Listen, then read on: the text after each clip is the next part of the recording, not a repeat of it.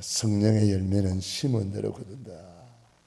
삼라만상의 법칙이 사람이 무엇으로 심든지 그대로 거두리라. 적게 심은 자는 적게 거두고 많이 심은 자는 많이 거두고 심은 것이 없으면 거둘 것이 없습니다. 그래서 우리 육신의 때에 하나님은 심을 수 있는 기회를 주셨습니다. 그래서 순간순간 하나님은 우리에게 심을 수 있도록 이 시간표를 주시는데 우리가 이 시간표를 놓치지 말아야 되겠습니다. 우리가 식물을 보면은 봄에 심는 것 따로 있고 또 가을에 심는 것 따로 있고 또 겨울에 심는 것도 있어요. 겨울에 심어서 겨울이 나가지고 이제 봄이 되어서 추수하는 것도 있고, 일단 요즘에는 또 하우스가 있어가지고 4계절 다 심고 거두는 그런 것을 또 볼 수가 있습니다. 그러므로 그 지혜로운 농부는 그 기회를 놓치지 않죠. 그 기회를 잘 붙잡아서 이렇게 심고 거두는 그런 원리를 사용하고 있습니다. 필리핀이나 이런 동남아 지역에 가보면은 배를 2모작, 3모작 하는 그런 데도 있다고 하더라고요. 그러니까 부지런한 농부는 그렇게 2모작도 하고 3모작도 할 정도로 이렇게 많은 열매를 추수하는 거죠. 그러나 아무리 좋은 문전옥답이 있어도 게으른 사람은 심지를 않습니다. 심지 않으니까 거둘 것이 없는 거겠죠. 그러므로 우리가 때를 얻든지 못 얻든지 듣든지 안 듣든지 복음의 씨를 뿌려야 되는 것입니다. 기도의 씨를 심어야 되는 것입니다. 또 우리 말 한마디가 씨가 된다 그랬습니다. 쓰디쓴 말 한마디로 사람을 상처 주고 죽이는 그런 말도 있고요.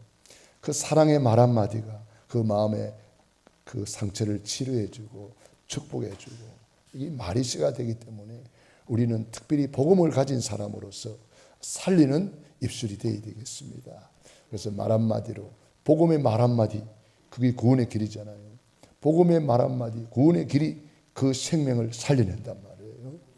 우리 입술에는 이런 복음이 딱 있는 사람, 살리는 입술, 많은 사람에게 축복하고 격려하고 나를 만나는 사람들이 힘을 얻을 수 있도록 그렇게 해야 되겠습니다. 내 가까이 있는 사람이 힘을 얻을 수 있도록 우리가 무심코 내뱉던 한마디로 상처를 줄 수도 있고요.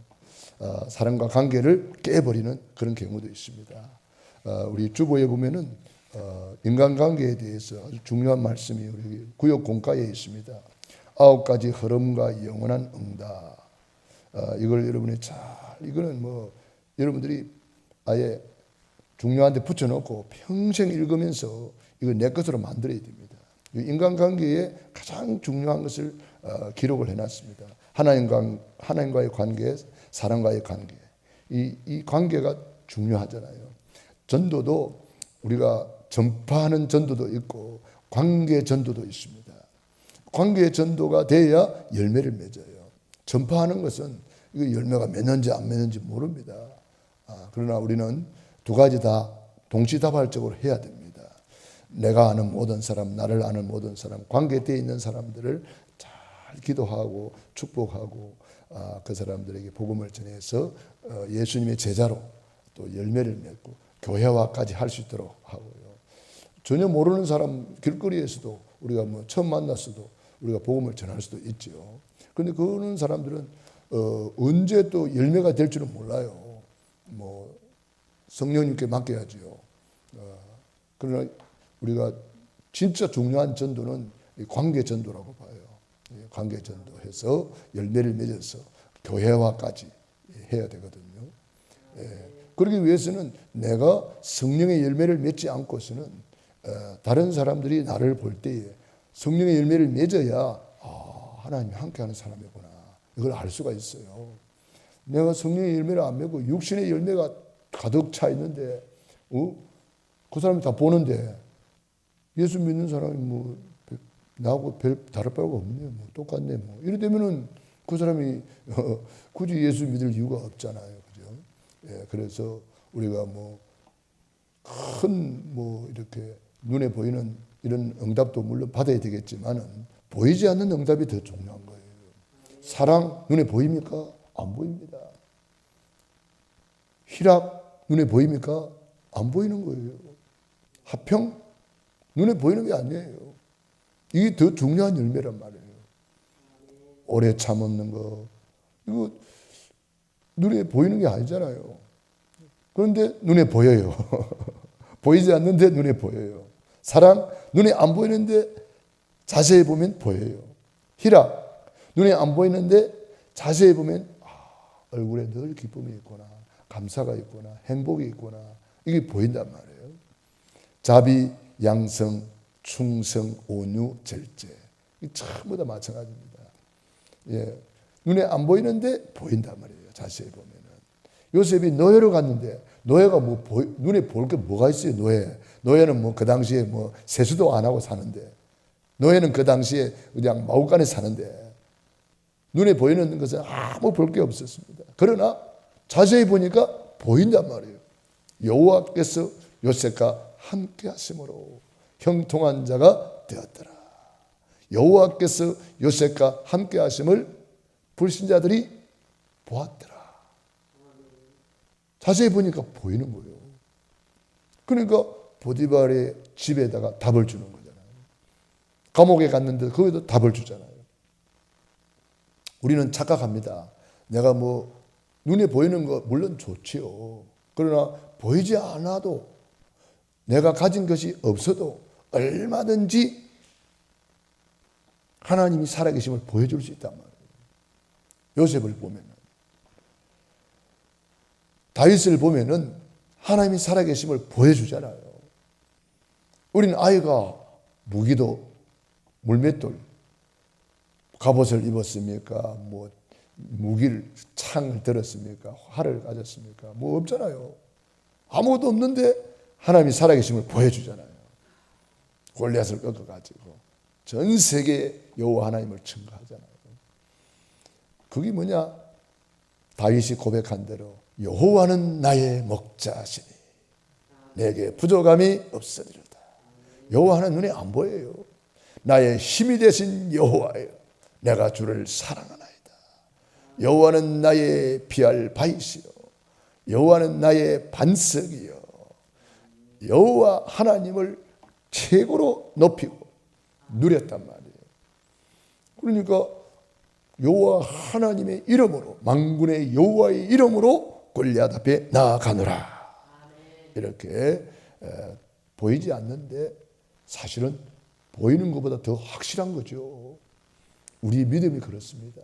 히브리서 11장 1절의 믿음은 바라는 것들의 실상이요, 실제 상황이란 말이에요.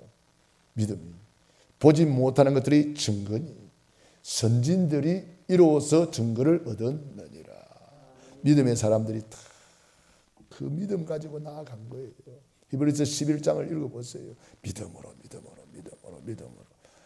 눈에 보이는 것을 믿는 게 아니래요. 그건 믿을 필요도 없죠. 보이는데 믿어요. 네? 보이는 것을 누가 믿으래요?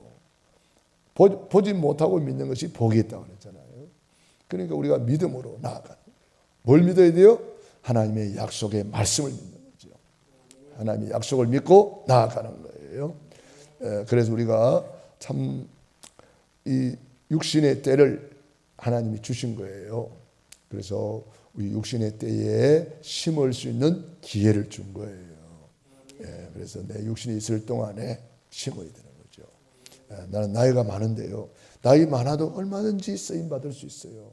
모세가 젊을 때 쓰임 받은 게 아니고 나이 많아서 쓰임 받았어요. 갈렙 나이 많은데 85세 된 갈렙이 나섰어요. 쓰임 받았잖아요. 안악산지를 차지하고 가나안 땅 정복의 1등 공신이 누구냐? 갈렙이에요. 얼마나 귀합니까? 시몬과 안나 나이 가부된 지 85년이라고 그랬습니까? 하여튼 몇 년이라고 그랬습니까? 나이 많은 시몬과 안나가 끝까지 성전에서 기도하다가 예수님을 만나고 하나님께 영광을 돌리고 예수님을 만나기 전에 죽지 아니하리라 그 약속을 가지고 있는 거예요. 그러니까 죽을 수도 없어. 그래서 오늘도 우리가 이렇게 성전에서 기도하고 있는 거 이거 바로 시몬과 안나가 받은 축복이에요. 예. 그리고 우리는 재림주로 다시 오실 주님을 기다리는 거예요. 그래서 우리 육신이 있을 동안에 부지런히 씨를 심는 거예요. 기도가 씨를 심는 것이고 믿음의 말 한마디가 씨를 심는 것이고 우리 하나님의 예배 드리는 이것이 씨를 심는 거예요. 오늘 말씀 받는 시간이 씨를 심는 거예요. 하나님 앞에 헌금하는 거 이거 씨를 심는 거예요. 우리 전도를 넣고 전도의 씨를 뿌리는 사람, 선교를 넣고 선교의 씨를 뿌리는 사람, 내가 할 수 있는 거 작은 것부터 하면 돼요. 주님 뭐라 그랬어요? 작은 일에 충성된 자에게 하나님은 큰 일을 맡긴다고 그랬잖아요. 버릇 5개 물고기 2마리 작은 건데 주님의 손에 올려드렸더니 5,000명을 먹이고 12강주리를 거두는 기적의 역사가 일어나잖아요. 그러니까 우리가요 받은 복이 너무너무 많아요. 우리 받은 복만 다 누려도 평생 누려도 못 누릴 거예요. 우리는 이제는 받은 복 찾아 누리는 바빠야 돼요. 받은 복을 세어 보아라 주의 크신 복을 내가 알리라. 할렐루야. 그래서 우리가 받은 복이 너무너무 많기 때문에 우리는 받은 복을 누리고 받은 복을 전하는 증인이란 말이에요. 그래서 저는 어제도 우리 가문에 시제를 이렇게 예배를 바꾸어서 예배를 드렸는데 참 너무 감사하더라고요. 좀 새벽 예배 마치고 일찍 간다고 갔는데 좀 밀려가지고 좀 늦었지만 그래도 그분들이 다 와 계시더라고요.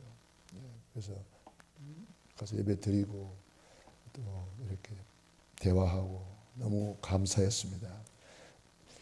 그분들이 1년에 한 번 예배 드리는 사람도 있고 그래요.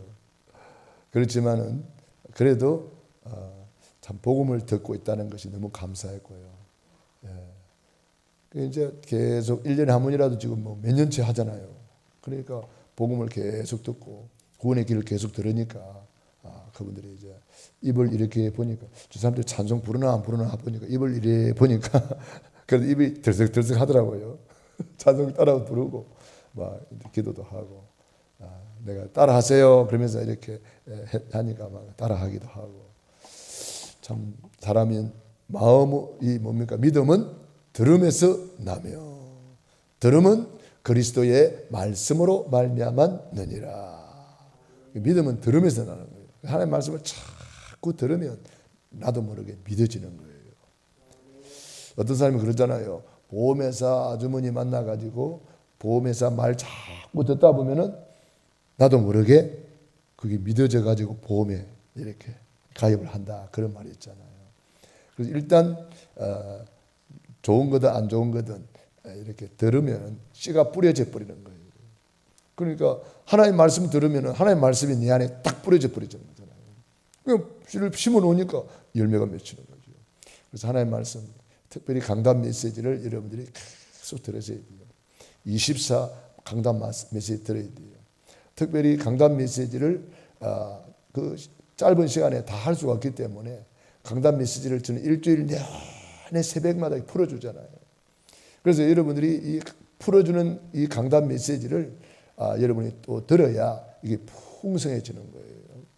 그래서 새벽 예배 메시지를 우리가 참 우리 장로님이 또 이렇게 바쁜 중에도 오셔서 이렇게 영상 할 수 있도록 해주시니까 얼마나 감사해요.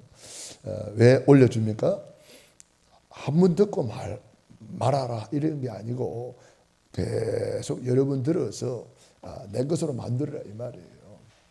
그래서 우리 또 메시지 듣는 사람들이 많이 있어요. 우리 교회 나오지 않지만 그래도 현장에서 이렇게 우리 메시지 올려주면 듣는 사람들도 많이 있습니다. 그래서 이 말씀이 막 확산되고 퍼져나가는 거죠. 그래서 여러분들이 오늘 말세 교회가 세계 복음할 이유, 우리 교회가 바로 이 축복 속에 있는 거예요. 말세에 고통하는 때가 온다. 자기를 사랑하고 돈을 사랑하고 쾌락 사랑하기를 하나님 사랑보다 더하며, 그래서 고통이 오는 거예요. 그래서 이 고통의 때에 너는 배우고 확신한 일에 거하라. 모든 성경은 하나님의 감동으로 된 것으로 교훈과 책망과 바르게 함과 의로 교육하기에 유익하니 이는 하나님의 사람으로 온전케 하며 그랬습니다. 그래서 우리가 이 마지막 때에는 결국 말씀으로 승리하는 거예요. 예수님이 사탄 마귀의 유혹을 받을 때, 시험 받을 때 말씀으로 승리한 것처럼 결국 우리 마지막 때에도 누가 승리하느냐? 말씀 붙잡아야 승리하는 거예요. 사람이 떡으로만 살 것이 아니요 하나님의 입에서 나오는 말씀으로 산다. 오늘도 말씀의 양식을 먹고 우리 하루를 힘차게 승리하는 거예요. 노아 때 전부 다 육체가 되었지만 그러나 노아는 여호와께 은혜를 입었더라. 구원의 길 딱 방주를 만들어 가지고 그 무서운 홍수 심판을 이기고 승리했습니다. 다 육체가 될 때에 노아는 영적인 사람으로 영적 서밋, 기능 서밋, 문화 서밋이 된 거죠. 이 시대의 마지막 때를 살고 있습니다. 마지막 때는 노아의 때와 같다 그랬습니다. 그래서 사람들이 전부 다 육체에 관심이 많지만 영적인 일에는 관심이 없을 수가 있습니다. 그러나 우리는 이 시대의 노아처럼 다른 사람이 안 가는 길을 가는 거예요. 많은 사람 넓은 길로 가고 편한 길 가지만 우리는 믿음의 길, 좁은 길을 가는 거예요. 산 꼭대기에다가 배를 만들어. 그러면 그대로 하는 거예요. 말씀이 가는 데까지 가고 말씀이 멈추는 데 멈추는 거예요. 노아가 말씀대로 다 준행하였더라. 말씀 붙잡았기 때문에 노아는 승리한 거예요. 이 마지막 때에 우리가 말씀 붙잡아야 됩니다. 그래서 계시록 1장 3절에 이 예언의 말씀을 듣는 자가 복이 있다. 읽는 자가 복이 있다. 이 예언의 말씀을 지키는 자가 복이 있다. 오늘 이 말씀을 듣고 있는 저와 여러분이 복이 있는 거예요. 그래서 이 마지막 때에 주님은 약속했습니다. 대부흥운동이 일어난다. 대추수운동이 일어난다. 대치유운동이 일어날 것이다. 그게 마태복음 24장 14절입니다. 늦은 비에 성령이 이제 임할 것을 주님은 우리에게 이미 말씀하고 계시죠. 그래서 초대 마가 다락방에 이른 비에 성령이 오니까 하나님의 역사가 일어나니까 3천 제자가 일어나고 날마다 성전에 모이기를 힘쓰고 날마다 집에서 떡을 떼며 날마다 예수님이 그리도라 가르치기와 전도하기를 걷지 않고 날마다 주께서 구원받는 사람을 더하게 하셨다. 우리가 바로 이 늦은 비의 성령 충만함 속에 날마다 전략 속에 있는 거예요. 우리가 바로 이 축복받고 있는 거예요. 그래서 이 천국 복음이 온 세상에 전파되리니 그제야 끝이 오리라. 이 마지막 때에 우리가 이 언약 잡고 이 축복의 대열에 서 있다는 자체만 해도 최고의 복이에요.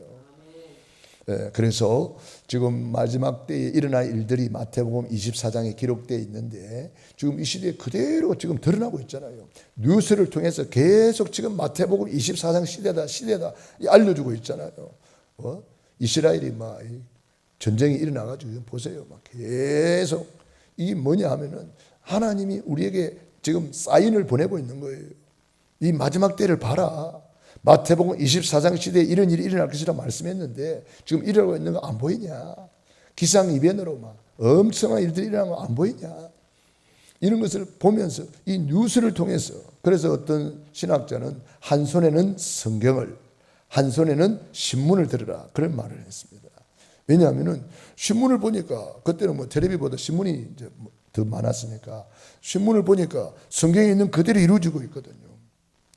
우리는 한 손에는 이 성경을 들고 한 손에는 이 시대를 보는 뉴스를 보는 거예요. 그러면은 하나님의 말씀이 어떻게 성취되고 이루어지고 있는가를 우리가 볼 수가 있습니다. 기도하겠습니다. 거룩하신 하나님, 은혜와 사랑을 감사합니다.